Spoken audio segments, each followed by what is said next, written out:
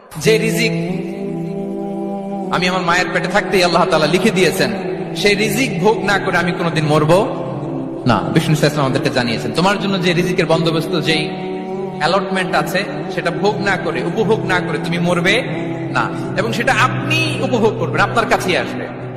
ধরুন আপনারা যে ফল আমেরিকাতে খান, এটা কি আমেরিকায় চাষ হয় ফল, নাকি কানাডা মেক্সিকো থেকে আসে? এখানেই হয়, আবার বাইরে থেকেও আসে। লেটস সে আপনি যেই অ্যাপেলটা দিয়ে আজকে ব্রেকফাস্ট করলেন, যে অ্যাপেলটা আপনি খেলেন, এটা মেক্সিকো থেকে এসেছে। ওই অ্যাপেলটা যখন কুড়ি অবস্থায় ছিল, মুকুল অবস্থায় ছিল, তখনই ওটার মধ্যে আপনার নাম লেখা। এর মধ্যে কত পাখি এসে ওই গাছে বসেছে, কত মুকুল নষ্ট করেছে, ওইটা নষ্ট করে নাই, কারণ ওইটা আপনি খাবেন।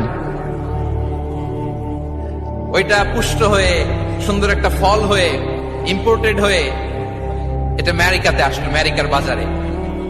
অনেক মানুষ ওই ফলটা সুপার মার্কেটে যে ধরে চড়ে নেড়ে আবার রেখে দিয়ে চলে গেছে, নেয় নেই। ওইটা সে খাবে না, কারণ ওইটা আপনার রিজিকে লেখা।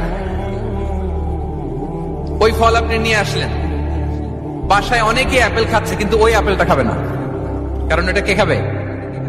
সুবহানাল্লাহ পড়তে পারলেন না মজা করে? আল্লাহু আকবার। আপনার জন্য যে রিজিক নির্ধারিত, এটা আপনিই খাবেন। এর মধ্যে আপনি মরে যেতে পারতেন, বাসা থেকে অন্য কোথাও চলে যেতে পারতেন, কিন্তু না, মরবেনও না, অন্য কোথাও যাবেনও না ওইটা খাওয়ার আগে। This is the essence of risk.